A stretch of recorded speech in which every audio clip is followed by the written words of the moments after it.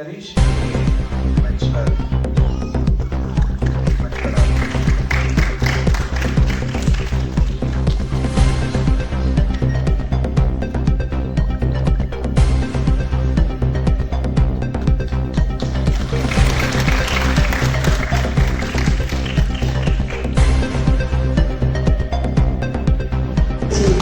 બાળકોને પર્યાવરણ જોખમો, કુદરતી સંસાધનોની જાળવણી તથા સ્વચ્છતા વિશે સમજ આપવામાં આવે છે.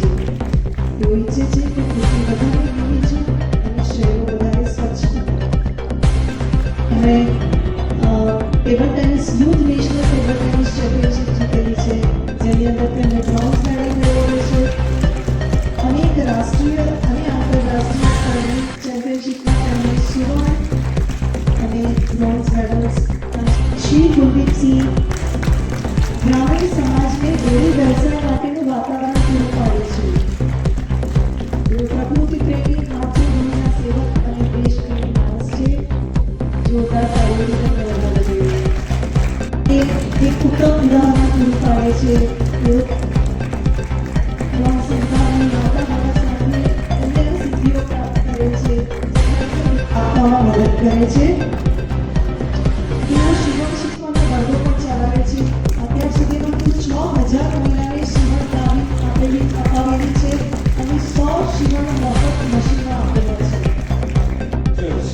નોર્થ ઇસ્ટ કે પછી જમ્મુ કાશ્મીરથી લઈને કન્યાકુમારી સુધીનો કોઈ પણ વિસ્તાર હોય, ત્યાં તો મેરી હંમેશા તકલીફના સમયે દરેક સહાયકીય સેવા પ્રોજેક્ટ છે અને વૃક્ષારોપણ અને ક્લીન અમદાવાદ બે પ્રોજેક્ટ બધા સાથે મળીને ઉઠાવી રહ્યા છે. આજે કમિશન સવારે આ કાર્ય આ સંપૂર્ણ કાર્યની શરૂઆત કરી રહ્યા છે પાણીથી ભરીને, અને જે કાર્યને આપણે આગળ હાથમાં લેવાનું છે અને આપણા સૌથી સુંદર ભારતના સૌથી સુંદર સિટીને સૌથી ગ્રીન સિટી તરફ જવા પર પણ આગળ વધવાનું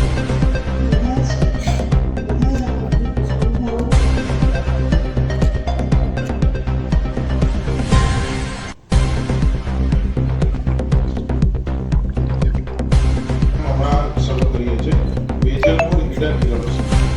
તો હમણાં જે 4 રસ્તાઓ આગ લાગી એ ફાયર મદદથી એ લોકોને સન્માનમાંથી એનો શરૂઆત કરવાની.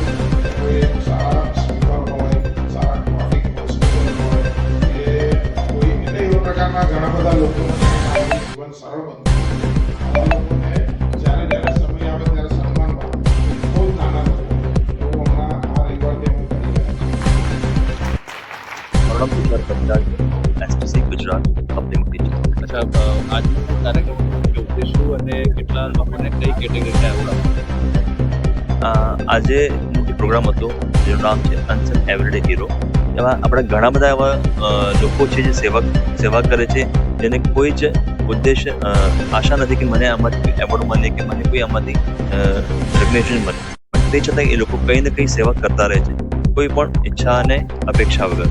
આજનો આ દિવસ એમને સન્માન કરવાનો. કેવી સેવા અલગ અલગ સેવાથી સ્પોર્ટ્સમાં આ લોકો ઘણું સારું કરી રહ્યા છે, રમતગમતમાં અને પછી બિઝનેસમાં, ફિલોસોફીમાં, કે જે લોકો પૈસા બિઝનેસમાંથી કમાય છે અને પછી સોસાયટીમાં એનો ઉપયોગ કરે છે, સેવામાં ઉપયોગ કરે છે. અને યુથ લીડરશિપ, યુથ જે એક એક્ઝામ્પલ સેટ કરી રહ્યા છે આજના યુવા પેઢી માટે, એમને પણ આપણે સન્માન કરેલું આજના એવોર્ડ. કઈ રીતે યુથ અલગ અલગ સેવામાં અલગ અલગ એક્ટિવિટી કરીને, જેમ કે આજનો એક એવોર્ડમાં એવું હતું કે આપણા એવોર્ડી બહુ સરસ નવું ક્રિએટિવ કામ કરી રહ્યા છે, જેમ સ્પેસમાં. તો એમાં ઘણું સરસ એમને એવોર્ડ મળ્યું અને કામ કર્યું છે, અને એ યુથ એક યંગ એજમાં એ લોકો ઘણું સરસ કરીને બીજા યુથને ઇન્સ્પાયર કરી રહ્યા છે.